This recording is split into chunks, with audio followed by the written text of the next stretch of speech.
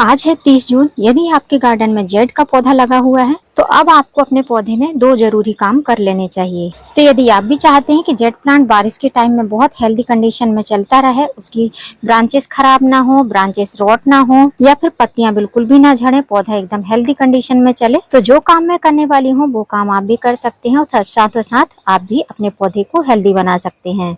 Hello friend, मैं Savita green garden Gujarat से। कुछ दिन पहले मैंने आपके साथ में शेयर किया था जेड प्लांट की कटिंग लगाना, तो मैंने इसी टोपियरी में से कटिंग को कट किया था। ये वही प्लांटर है जिसमें से मैंने कटिंग को कट किया था। अभी आप देख सकते हैं जहां से मैंने कट लगाया था वहां से आप देखिए दो दो ब्रांचेस नई निकल आई हैं। तो ये एक ऐसा पौधा है जो गर्मी में भी बहुत अच्छे से ग्रोथ करता है, नई ब्रांचेस निकालता है, इसमें कोई भी परेशानी नहीं होती है। तो जिनको ये डाउट रहता है कि अगर हम इसको कटिंग कर देंगे, इसमें से ब्रांच कट कर लेंगे तो ये पौधा हमारा खराब हो जाएगा, तो ऐसा बिल्कुल भी नहीं होता है। जेड प्लांट को जितनी ही ज्यादा गर्मी लगती है, जितना ही प्रून कट करते हैं, ये उतना ही ज्यादा बुशी और घना हो जाता है। अब वीडियो में आगे बढ़ूं उससे पहले मैं आपको कटिंग का अपडेट दिखा देती हूँ। जहाँ पर मैंने इनको रखा था बालकनी साइड में, आप देख सकते हैं वहीं पर रखा हुआ है ओपन टेरेस में ही। अभी सुबह के लगभग 7 बजने वाले हैं और आप देख सकते हैं अभी से धूप आने लगी है और ये कटिंग लगे पौधे पॉट इसी तरीके से यहाँ पर रखा हुआ है। तो अगर आप कटिंग लगाते हैं तो आप ऐसे सुबह की धूप में इसको रख सकते हैं। दोपहर की जो 12 बजे के बाद से धूप रहती है उसमें आपको इसको नहीं रखना है। तो ये जहाँ पर रखे हैं वहां पर 12 बजे के बाद की धूप नहीं आती है, सन का डायरेक्शन चेंज हो जाता है। अब मैं अपने इस टोपियरी में दो सिंपल से काम करने वाली हूँ। सबसे पहला जो काम करने वाली हूँ वो मैं इसकी शेप को ठीक करने वाली हूँ। अभी आप देख रहे होंगे इसमें मंडप जैसा कोई भी शेप दिखाई नहीं दे रहा है, ऐसा झाड़ी नुमा दिखाई दे रहा है। तो इसको हम अच्छे से क्लीन करेंगे, मतलब कि इसकी कटाई छटाई करेंगे। तो अगर आप करना चाहते हैं तो अभी बहुत अच्छा टाइम है, आप इसकी कटाई छटाई कर सकते हैं, क्योंकि जैसे ही बारिश आ जाएगी फिर आप इसकी कटाई छटाई करेंगे तो या तो आपकी जेड प्लांट की ब्रांच रोट हो जाएंगी या फिर पत्तियां गलने लगेंगी। तो अभी से अगर इसकी कटाई छटाई कर देंगे तो ब्रांचेस में थोड़ा सा हल्कापन रहेगा और पत्तियां थोड़ी सी कम रहेंगी। तो जैसे ही अचानक से अगर 2-4 बार भी बारिश गिरेगी तो पौधा हेल्दी कंडीशन में अच्छे से उसको सर्वाइव कर पाएगा। अब इस पौधे को शेप देने के लिए सबसे पहले हम इसको ऊपर से कटाई करेंगे, मतलब ऊपर से इसकी ब्रांच को प्रून करेंगे। किसी भी प्लांट को प्रून करने के लिए आपको प्रूनर या सीजर की जरूरत पड़ेगी। आपको कितना कट करना है आप इसको डिसाइड कर सकते हैं अपने प्लांट के अकॉर्डिंग या अपनी इच्छा के अकॉर्डिंग। मैं जितना कट कर रही हूँ, मैं काफ़ी ज़्यादा मात्रा में इसको प्रून करूँगी, क्योंकि ऊपर की सारी ही ब्रांच में मुझे एकदम हल्की कर देनी है। बिल्कुल छोटा छोटा सा पौधे को ऊपर से रखना है। तो अभी आप देख सकते हैं ऊपर की साइड मैंने बहुत अच्छे से इसकी प्रूनिंग कर दी और मैंने बहुत ज़्यादा प्रूनिंग करी है, इसकी हार्ड प्रूनिंग करी है। जहाँ से दो दो ब्रांच निकल रही थी वहाँ से अभी मैंने इसको कट कर दिया है। अब इसके बाद में जो ये साइड साइड के जो खंभे बनाए थे इस तरीके से इनको भी हम प्रून करेंगे। इस टोपियरी को बनाना बहुत ही आसान है, इसको आप 4 पौधों से बना सकते हैं। बहुत आसान तरीके से ये टोपियरी बनकर रेडी हो जाती है। तो इस तरीके से पहले मैं इसको कट कर लेती हूँ, फिर मैं आपको दिखाती हूँ। अब आप देख सकते हैं मेरी मंडप वाली टोपियरी का हाल इस तरीके से। अब आपको थोड़ा सा ये शेप में दिखाई दे रही होगी। आप भी अपने किसी भी प्रकार की टोपियरी हो, चाहे पिकॉक हो या कोई भी राउंड शेप हो, हार्ट शेप हो, उसको आप इस तरीके से शेप दे सकते हैं बारिश आने के पहले। हमारे यहाँ पर मोस्टली 15 से 20 जून तक मॉनसून आ जाता है। तो अभी जो है 20 दिन पहले मैंने इसकी अच्छी तरीके से कटाई छटाई कर दी है। इसके बाद में आप चाहो तो इसकी रिपोर्टिंग भी कर सकते हो। मैं इसको अभी रिपोर्ट नहीं करूंगी क्योंकि मुझे इस तरीके का पॉट चाहिए जो कि अभी मुझे मिला नहीं है। जब मिल जाएगा तो इसकी रिपोर्टिंग भी कर दूंगी। तो आप पहले प्रूनिंग कर सकते हो, जैसे ही इसमें ग्रोथ आ जाएगी उसके बाद में आप इसकी रिपोर्टिंग भी कर सकते हो, या साथ में भी आप रूट बॉल के साथ में बगैर डिस्टर्ब की इसकी रिपोर्टिंग कर सकते हो। और यदि आप इस तरीके की टोपियरी बनाना चाहते हैं, मंडप वाली टोपियरी, तो आप बना सकते हैं। 4 पौधे 4 कोने में लगाने हैं। आप वायर की मदद से 4 स्तंभ खड़े कर सकते हैं और ऊपर आप जो है थोड़ा सा ऐसा ट्रेलिस टाइप बना सकते हैं। और उसके बाद में धीमे धीमे से जब पौधे बड़े होने लगेंगे तो उनमें उसको सेट करते जाएंगे, प्रूनिंग कटिंग करेंगे। तो इस तरीके से आपका ऊपर के साइड में मंडप रेडी होता जाएगा। और टाइम टाइम पर कटाई छटाई करेंगे, प्रूनिंग करते रहेंगे तो पौधा बहुत अच्छा घना हो जाएगा, टोपियरी का शेप भी अच्छा बना रहेगा। अब पौधे की कटाई छटाई करी है, प्रूनिंग करी है, तो अब इसमें हम इसको फर्टिलाइजर देंगे। फर्टिलाइजर में 2 प्रकार के फर्टिलाइजर देंगे जिससे कि पौधे की ग्रोथ बहुत अच्छी होगी, नई नई ब्रांचेस निकलेंगी, बहुत ही हेल्दी कंडीशन में रहेंगी और काफी मोटी मोटी सी ब्रांच हमारे जेड प्लांट की बनेगी। और यहाँ पर आप देख रहे हैं इतना सारा वेस्टेज निकला है। आप चाहो तो इनको कटिंग से ग्रो कर सकते हो, जैसे कि मैंने इस वीडियो के पहले वाले जेड प्लांट की वीडियो में आपके साथ में कटिंग लगाना शेयर किया था। वैसे आप कटिंग लगाकर चाहे धूप में रख दीजिए चाहे छाया में, कटिंग बहुत आसानी से ग्रो हो जाएगी। जाएगी। जैसे ही बारिश होगी रूट और भी तेजी से बढ़ने लगेंगी और पौधा बहुत अच्छा घना हो जाएगा, मतलब कटिंग से तैयार पौधे बहुत अच्छी से बढ़वार कर पाएंगे। अब जब भी जेड प्लांट की प्रूनिंग कटिंग करते हैं तो जेड प्लांट को किस तरीके के फर्टिलाइजर की जरूरत रहती है वो आपको बता देती हूँ। जेड प्लांट एक पत्तियोंदार पौधा है, मतलब इसमें किसी प्रकार के फूल नहीं आते हैं। फूल अगर आते भी हैं तो बहुत ज्यादा 20-30 साल पुराना पौधा रहता है, उसमें फूल आते हैं लाइट पर्पलिश कलर के, लेवेंडर कलर के फूल रहते हैं, लेकिन वो काफी ज्यादा लेट आते हैं। तो पत्तियोंदार पौधा है तो सबसे पहले हम इसको नाइट्रोजन युक्त फर्टिलाइजर देंगे। तो यहाँ पर ले लिया है मैंने 1 गिलास नॉर्मल वाटर, उसमें हम डालेंगे ½ टेबल स्पून नाइट्रोजन, जो कि ऑर्गेनिक नाइट्रोजन है, जिसको बोलते हैं चाय पत्ती। फ्रेश चाय पत्ती का पाउडर है, जिसको मैंने ग्राइंडर जार में ग्राइंड कर लिया था। ½ टेबल स्पून है ये। अगर आप 1 टेबल स्पून ग्राइंड करेंगे तो ½ टेबल स्पून बनेगा। अगर आप जो है ग्राइंड नहीं करके डाल रहे हैं, भिगो कर रख रहे हैं, तो 1 टेबल स्पून रख सकते हैं।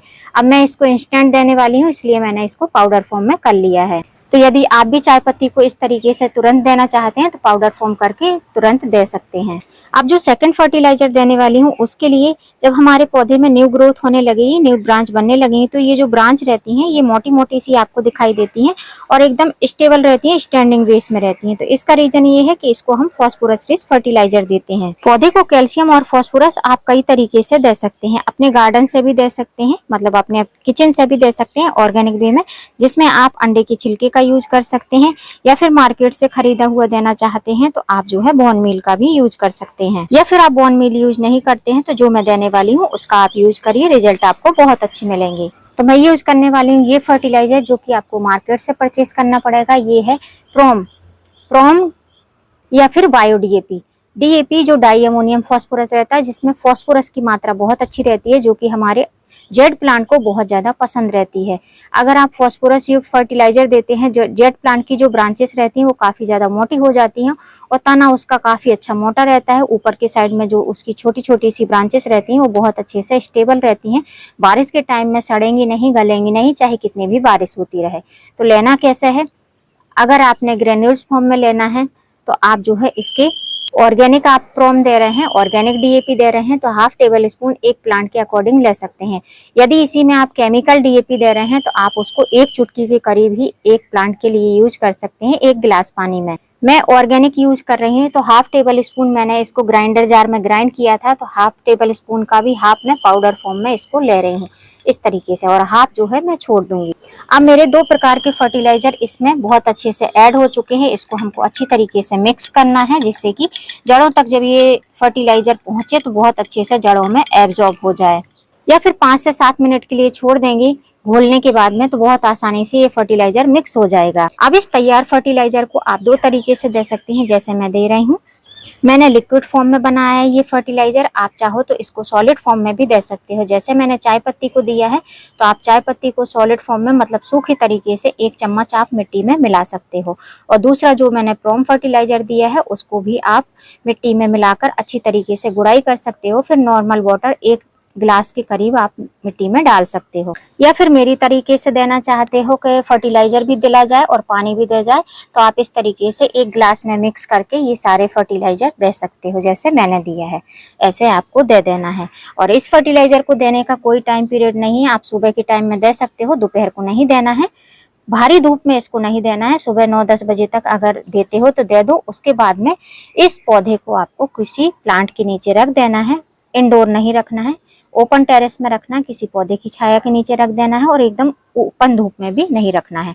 खाद देने के बाद दूसरे दिन से आप इसको ओपन प्लेस में रख सकते हो। या फिर आप सबसे अच्छा सॉलिड ऑप्शन है कि आप इसको शाम के टाइम में फर्टिलाइजर करिए, या फिर सुबह के टाइम में 7 बजे तक, आप 8 बजे तक करना चाहते हैं तो कर सकते हैं, 10 बजे तक भी कर सकते हैं, लेकिन शर्त यही है कि आपको प्लांट को उठाकर शेड में रखना पड़ेगा। अब जो मैंने ये फर्टिलाइजर दिया है ये देना कितनी बार है, तो ये आप अपने प्लांट की कंडीशन के अकॉर्डिंग ही अप्लाई करना है। सबसे पहली बात तो जो हमने नाइट्रोजन युक्त फर्टिलाइजर दिया है ये तो आपको 15 से 20 दिन में एक बार जरूर ही अप्लाई करना है, क्योंकि नाइट्रोजन युक्त फर्टिलाइजर मिलेगा पौधे को तो पौधा बहुत अच्छे से बढ़वार करेगा, पत्तियां चमकदार रहेंगी। और जो चाय पत्ती रहती है उसमें एक प्रकार का पदार्थ रहता है टैनिक एसिड नाम का, जो कि पत्तियों को काफी अच्छा चमकदार बनाता है, मिट्टी को काफी अच्छा भुरभुरा बनाता है। तो आपके किसी भी प्रकार के लीफी प्लांट है इन पर आप चाय पत्ती के फर्टिलाइजर का यूज कर सकते हो। और दूसरी बात रही कि फास्फोरस रिच फर्टिलाइजर, तो फास्फोरस रिच फर्टिलाइजर आपको तभी देना है जब आपकी प्लांट की जो ऊपर की पत्तियां हैं ये काफी लगी लगी से दिख रही है, आपने प्रूनिंग करी है तो साथ में नाइट्रोजन के साथ में दे देंगे तो जो नई ब्रांच निकलेंगी उनकी थिकनेस काफी अच्छी रहेगी, जिसके कारण से पौधे का शेप भी काफी अच्छा दिखाई देगा।